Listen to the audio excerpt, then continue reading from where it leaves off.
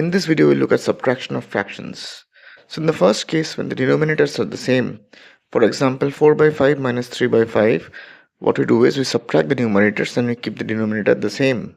So 4 by 5 minus 3 by 5 gives me 1 by 5. In the second case, when the denominators are different, like 7 by 8 minus 2 by 5 minus 1 by 3.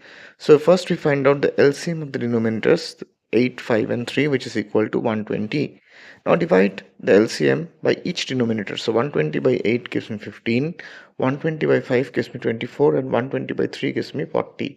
Make a note of these quotients and multiply each quotient by its respective numerator. So 7 into 15 minus 2 into 24 minus 1 into 40 by 120 gives me 105 minus 48 minus 40 by 120, which is equal to 17 by 120.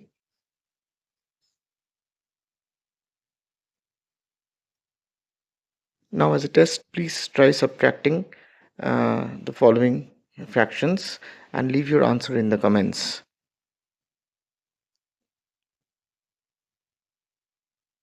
If you like this brain-friendly presentation and would like more such content in the future, please like, subscribe and share and help my channel to grow. Thank you.